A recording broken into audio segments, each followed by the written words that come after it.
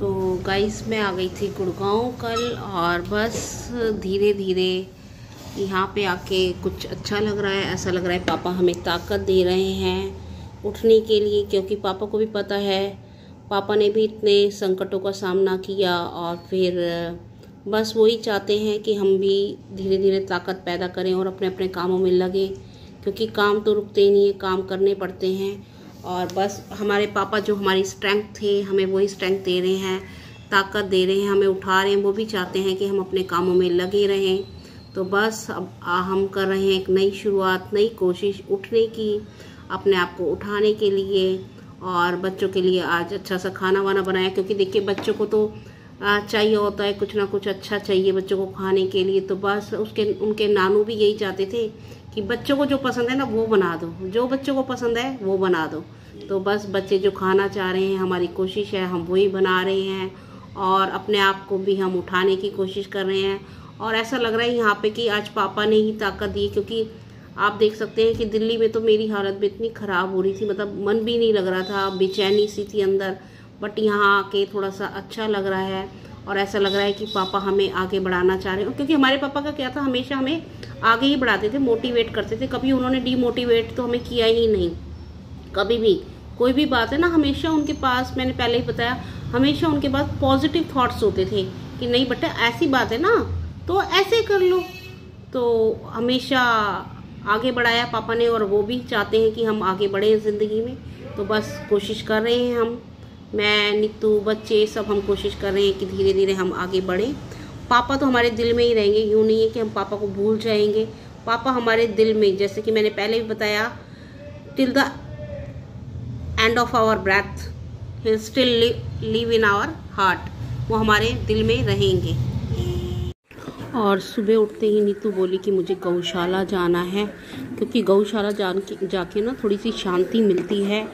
तो और अभी पापा भी 1 जनवरी को गौशाला गए थे, गौशालों को गौओं को चारा वगैरह खिला के आए थे, और जो उनके घर के हाउस होल्ड लेडी वगैरह थी उनके लिए भी सामान लाए थे। मेरे पापा ऐसा काम करते रहते थे, उनको भी अच्छा लगता था। और बस फिर नीतू चली गई थी बच्चों को लेके, आर्यन, याशिका, शिवम को लेके गौशाला में। और गौशाला में पहुंचकर उन्होंने गौ की सेवा करी, जो वो खिलाना चाहते थे उन्होंने खिलाया। और नीतू को है ना एक अंदर से थोड़ा सा रिलैक्सेशन मिलता है। तो मैं भी चाहती हूँ मेरी बहन, क्योंकि पापा के साथ तो इतना टाइम रही ना, तो पापा तो पापा होते हैं, साथ रहो या ना रहो, मतलब पापा तो पापा होते हैं। तो बस बहुत अंदर से हम दुखी हैं, पर क्या होता है, जो अपना दुख होता है ना वो सिर्फ आपको पता होता है, दुनिया के लिए तो एक व्यक्ति जाता है, और हमारे लिए तो हमारे पूरा संसार से वो चले गए। हमें संभालने वाले, हमें आशीर्वाद देने वाले, हमारे सर पे हाथ रखने वाले, हमारे बारे में सोचने वाले कि बच्चे आने हैं, बच्चों के लिए ये बनवाना है, बच्चों को ये खिलाना है, बच्चों को ये देना है, बच्चों को प्यार करना है, बच्चों को मनोबल देना है। तो हमारे साथ ये कौन करेगा? ये तो सिर्फ एक पापा कर सकते हैं और कोई नहीं कर सकता।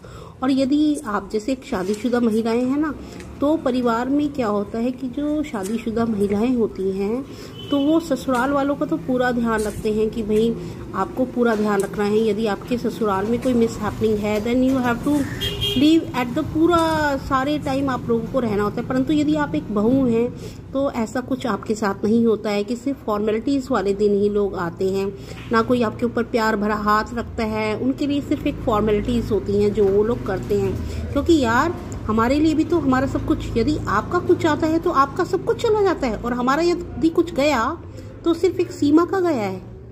कैसी दुनिया है, कैसी सोच होती है। कोई बात नहीं, संसार चलता रहता है।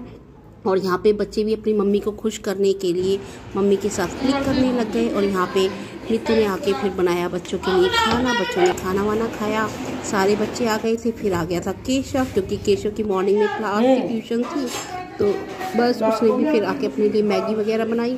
और उसके बाद हो गई थी शाम, तो मैं चल पड़ी अपने गंतव्य स्थल की ओर, क्योंकि मुझे आना था।